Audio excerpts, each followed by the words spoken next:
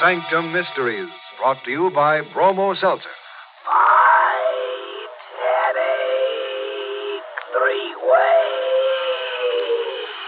Bromo Seltzer, Bromo Seltzer, Bromo Seltzer, Bromo Seltzer, Bromo Seltzer.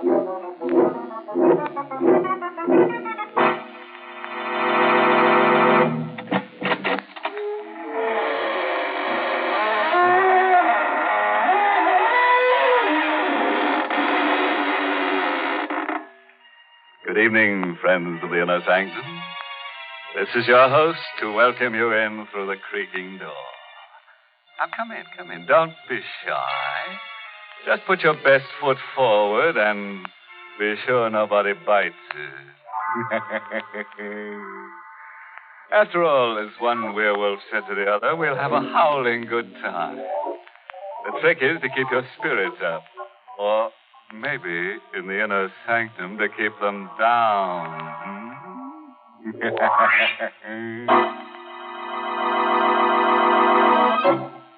Tonight's Inner Sanctum Mystery, Death's Old Sweet Song, is an original radio drama written by Lou Vittis and stars Mercedes McCambridge in the role of Peg, and is presented by the Emerson Drug Company of Baltimore, Maryland, whose registered pharmacists compound that speedy, refreshing headache help in the familiar blue bottle, Bromo Seltzer.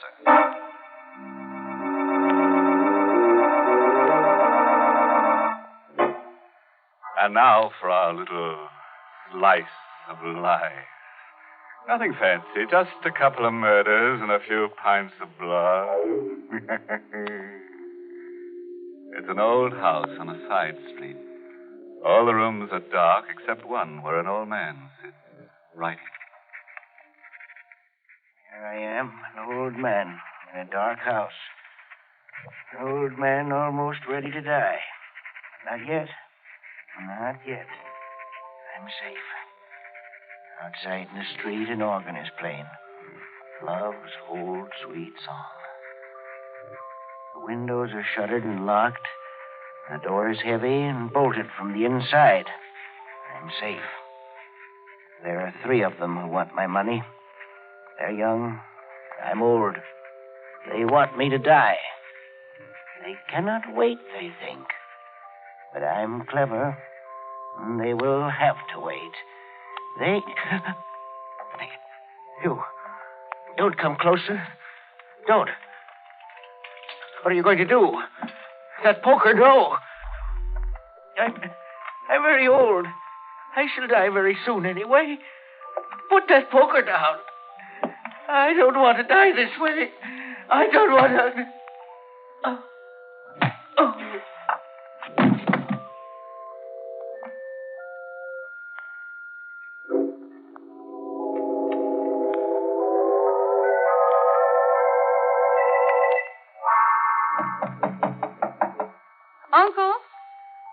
Uncle Pete? Uncle Pete, it's me, Peg. Uncle Pete?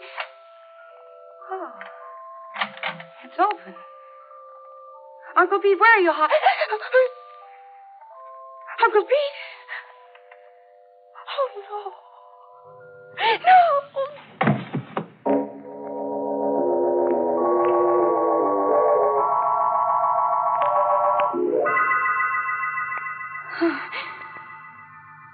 What happened? Oh.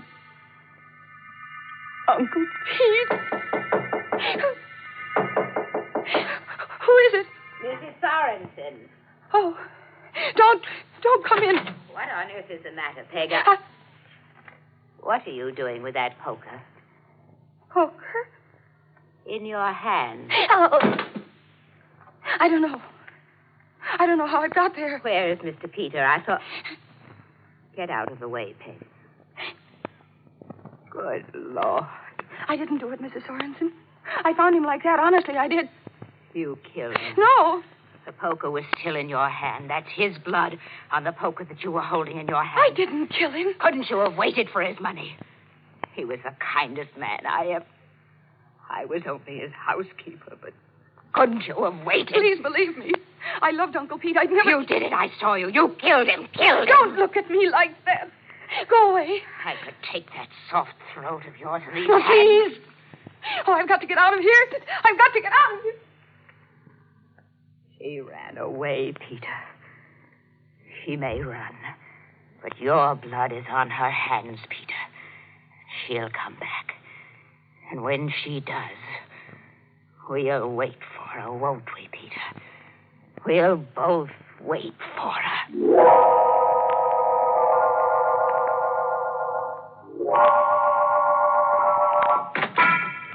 Yes, ma'am? Oh, the phone, please. Phone booth over at the other end. Oh, thanks.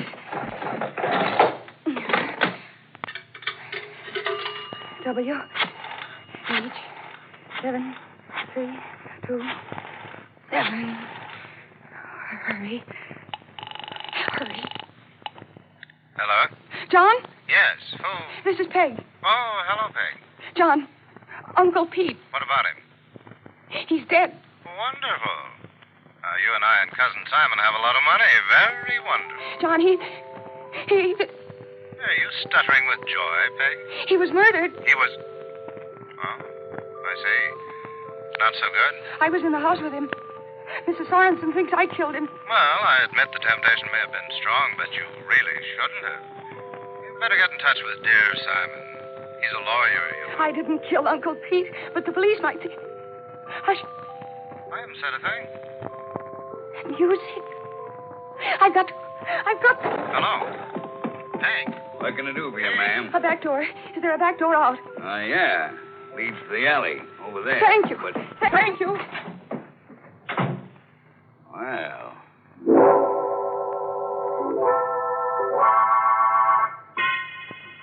Yes? Oh, I didn't notice you. This is the apartment house where Simon Prentice lives, isn't it? Are you going visiting at this hour? Yes, I'm his cousin. At 2 o'clock in the morning. I am his cousin. Now, will you please announce me? I could lose my job. Mr. Prentice is a very irritable man. I've got to see him. Simon won't mind if I do. Simon? Well, all right. His apartment is 6C. The elevator is over there. Thank you.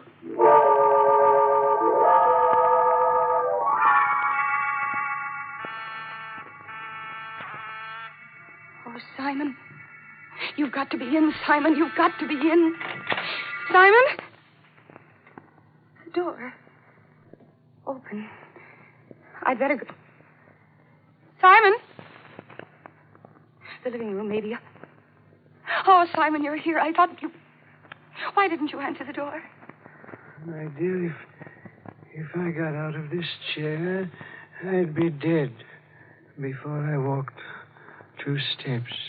Simon, what's the matter? Matter? Here's a thin knife between my ribs. Oh, Don't touch it. But I have... Take it out, and my life will pour out after it.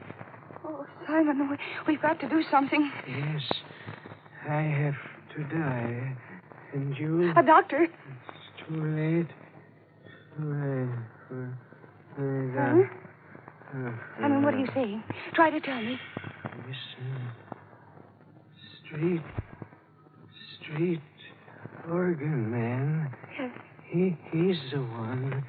He's the... Simon? Simon!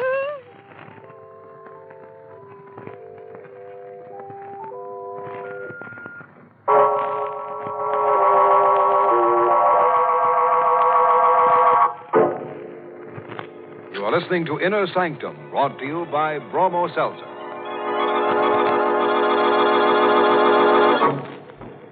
Misery likes company.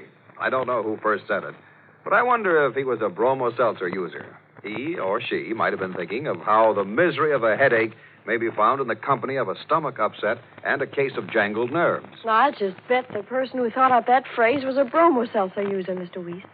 Gee, he must have known about Bromo Seltzer being the answer to the triple trouble of a headache. I think so, too, Ellen.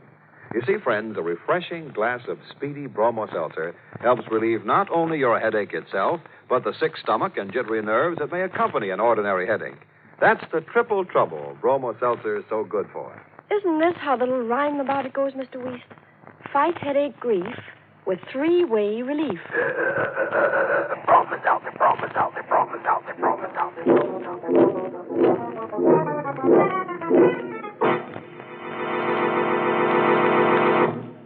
Now, let's see. Where were we the last time Peg screamed? Oh, yes, up in Simon Prentice's apartment, discovering that Simon would never renew his lease. You see, he'd shortly be moving into a rather smaller place, approximately 6 feet long. Yes, somebody had cut his requirements down with a long, thin knife in the back. And Peg, staring at his corpse, heard. Whereupon, being rather an active girl on this particular night, she grabbed the nearest exit and started down the street. But a cop at the corner suggested a detour into a handy lunchroom. Now, what'll it be, sister? Oh, could I have a sandwich? And coffee, please. What kind of sandwich? Any kind. I mean, How about turkey? Yes, of course. Good. You want to hunk off this end? Yes, please. Coming up. Thank you. There you are. Now, get your coffee. Yes, sir. Slim Savoy pounding those ivories. Just one moment. We've got a special police flash here. And Miss Margaret Flanders is wanted by the police. Oh, no. Your coffee, miss. Questioning in connection with the murder of Simon Prentice, whose body was discovered shortly after midnight at 49 Oak Grove Avenue. Yeah, you know, that's right near The body was here. discovered by the dead man's Is it? Miss Flanders is 23, chestnut hair, hazel eyes, about 5'3". Hey, sounds like a good-looking babe. Could almost be a description of you, sister. When last seen, she was wearing a tailored gray suit and gray hat.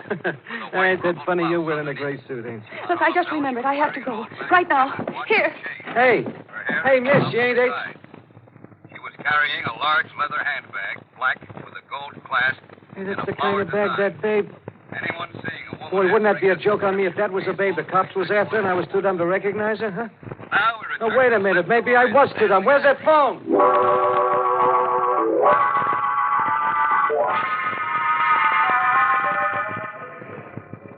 I'm tired. I'm so tired. I've got to go home. Go home.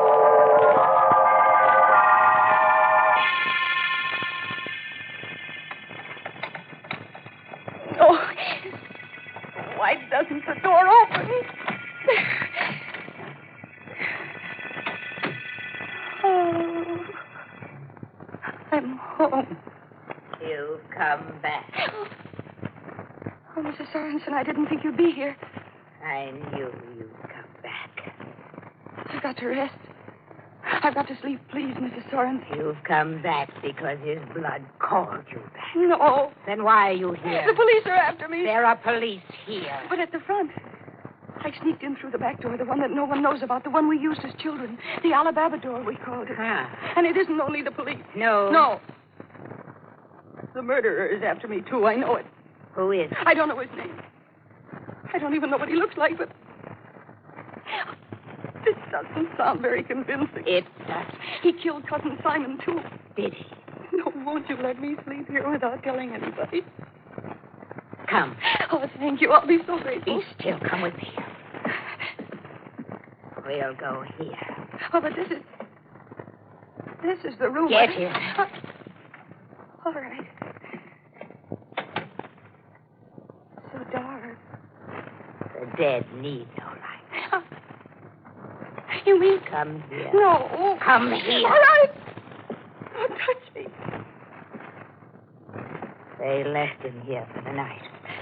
They covered him so that his wounds wouldn't trickle out. What are you going to... Oh, no, don't. You've seen him before. Don't. There. You can see him better now. His face, I can't. You must. Now let go of my arms. Don't, you're hurting me. Look at him. I am. Anymore. I loved him too, Mrs. Thorpe. You wanted a place to rest? To sleep tonight? Yes, I did. I do. All right, you have one. Here? In this room? In this room. With him? He'll not molest you. No, I couldn't. You must. No, I'm going. Don't let me go. No, I can't stay here. I'm stronger than you. Shall I hit you again? You stay here tonight.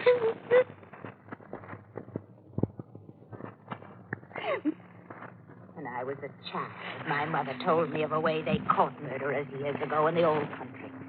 They locked them in a room with the corpse of the one they had killed. Oh, no. And they left them there for 12 hours.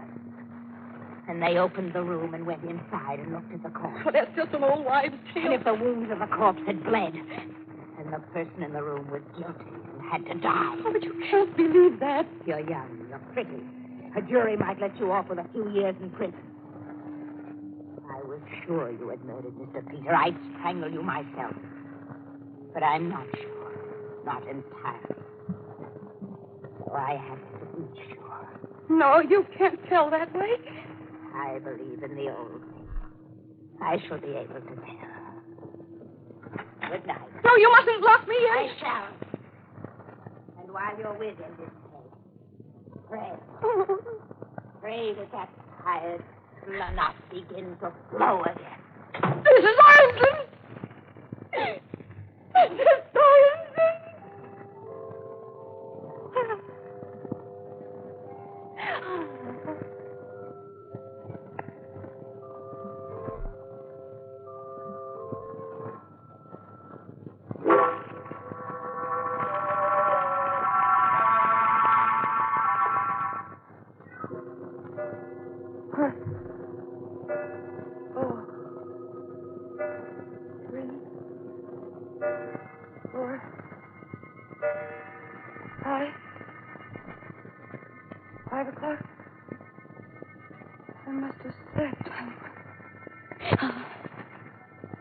The body.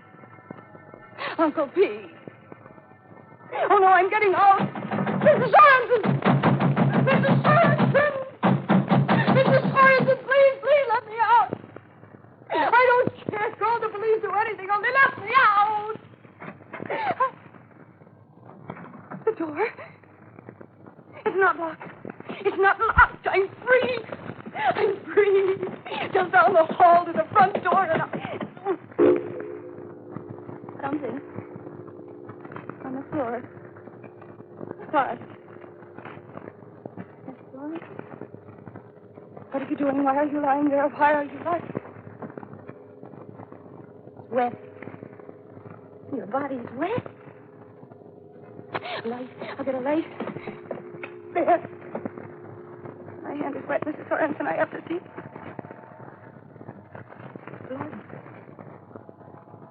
Blood on my hands, Mrs. Sorensen. But it's not Uncle Pete's blood. It's your blood, Mrs. Sorensen. Your blood.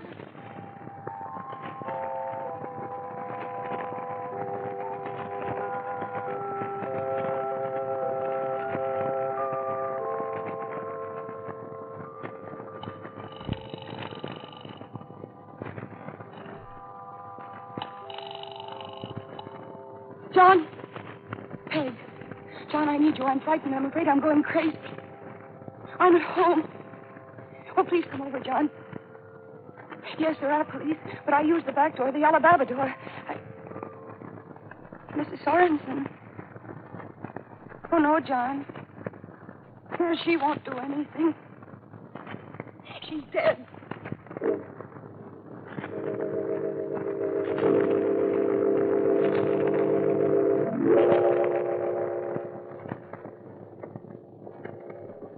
John. It must be John. John? No. It's a man carrying a hand organ. He's coming here. I must... Yes, that lamp. Come in. No! I've got to get him inside the room.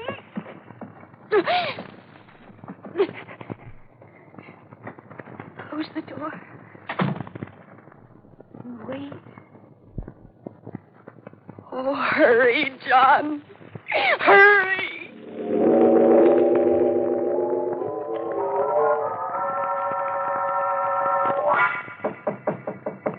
Peg, it's John. John. Oh, John, it's so good to see you, John. Easy, But easy, it's been Peg. so long waiting. Good Lord, who's that? The organ grinder. Oh, I can see he's carrying one, but... When I found Uncle Pete's body, he was playing outside. And outside of Simon's apartment, too. He's been following me all night, John. He caught up with me. But I broke the lamp over his head. Good heavens, you may have killed him. He's alive. John, take me away from here. No, if he's the killer... John, I can't stay here any longer. Please take me away. Please take me away. All right, darling, all right. And better straighten your things. Those look like they've been slept in. They were. Never mind that. Just take me Come away. on, come on. Oh, and John, the back way. I don't want the police. Well, all right. We'll sneak out, but you can't go on hiding forever. I know that, John, but I've got to rest for a little while. I've got to rest. Then you can take me to the police. I'll tell them everything. But first, John, I've got to rest. Rest.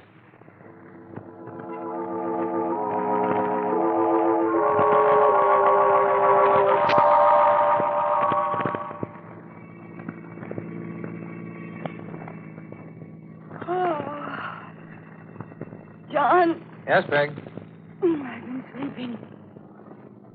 It was wonderful. It was so wonderful. Good. Where are we? Out in the country. Thought it's safer for you until you decide what to do.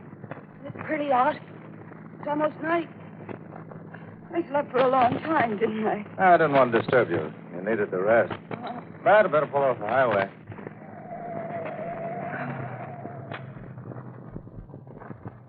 Now, Peg, you'll have to give yourself up to the police.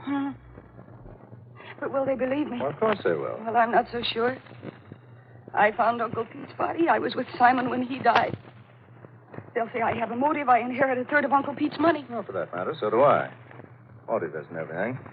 Now, listen, Peg. However tough the case may look, you'll have to go back and face the music. Which reminds me, we know who killed Uncle Pete and Simon. I guess we do. But... You and I can both describe him. We saw him back at the house. Now, once you give the police that lead, our murderous friend will stop killing people to the tune of Love's Old Sweet Song. Oh. What's the matter, Peg? How did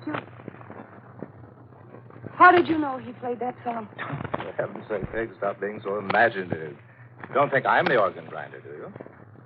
I know you're not. Well, Then the organ grinder wasn't the murderer. You were. you're a fool, Peg. You should have kept your mouth shut. John. A jury might have given you life with the evidence I built up against you. That would have been all right with me. Your inheritance would have been voided, and I'd have got it all as I planned, and I still will get the money. I put the book in your hand when you fainted. I killed that snoopy housekeeper, but I'm not the jury. Oh, John. Let's not be sentimental, since you know I dispose of dear Uncle Pete and dear Cousin Simon, not to mention Mr. Sorensen. What else can I do? Oh, no, you wouldn't. Oh, but I would. No one knows I picked you up at the house. As you remember, not only did we both sneak out the back way, the Alabama way, but I sneaked in the back way. No. I need the money, my dear. No. So... Get your hands off my throat, John. You're hurting me. I wish you wouldn't struggle. It only makes it longer and more painful. Don't. Better. I need only a few seconds more. Only a few seconds. Lucky Peg, who gets all the money. John. Who did? Oh, the organ grinder. I had to shoot. Are you all right, Miss Flanders? Yes. My throat hurts. You are the organ grinder. Well, in a manner of speaking, actually, I'm a detective. I was hired because your uncle was afraid he might be murdered, as he was. But he hired me too late. John already had laid his plans and was putting them into operation before I barely got stuck. And I didn't help, did I? Well, for a while back there, when you caught me with that lamp, but it worked out all right. We needed the proof against John, and, well, we got it. So all the time I was trying to run away from you, I was really running towards death. You could say it that way. Death, alias Cousin John. not an alias for him.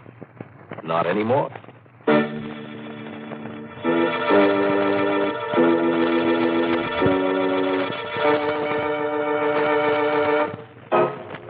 Hey-ho. That Cousin John certainly was a card, wasn't he? Well, at least he had a very good poker hand. Ask Uncle P. Mm-hmm. Which reminds me, there's a question I want to ask Cousin John before they deposit him in that safest of all safe deposit vaults, the cemetery. Oh, the question? Well, if you remember, Uncle Pete was in a room whose windows were locked and shuttered and whose door was tied. How did Cousin John get in? Oh, sure. I can think of a few explanations. There was a secret passageway, or John was already hiding in the room when Uncle Pete locked himself in, but just suppose the answer might be Cousin John just walked through the door.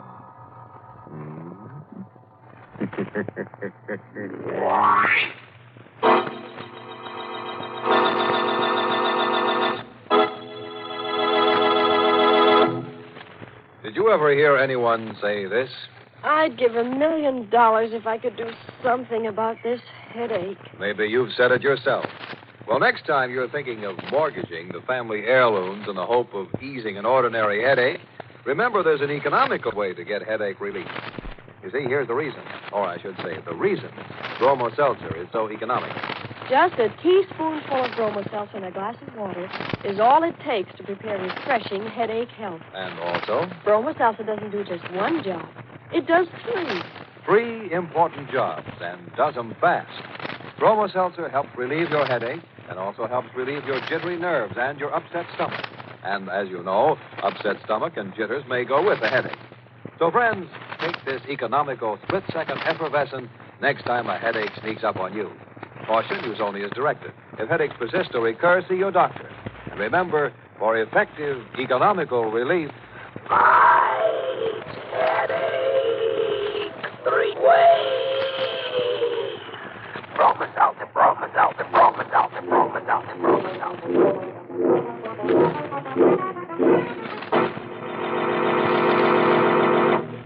Oh, by the way, this month's Inner Sanctum mystery novel is Widowmakers by Michael Blankford. Now it's time to close the squeaking door until next week at this same time, when Bromo Seltzer brings you another Inner Sanctum mystery, directed by Hyman Brown. Next week's. Now, some people can take their dreams or leave them, but John Lane is stuck with it because he dreams about a knife. A sharp knife. Then some other people get stuck with the same knife, and the well-done mummy turns up in a limestone pit, and another... Does all this begin to sound like a nightmare? Well, that's as it should be. Because the name of next week's Inner Sanctum mystery is Nightmare. You'll be sure to listen, won't you? Until next Monday, then. Good night.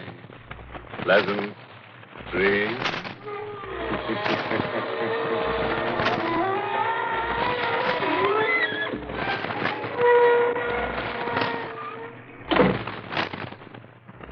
This is CBS, the Columbia Broadcasting System.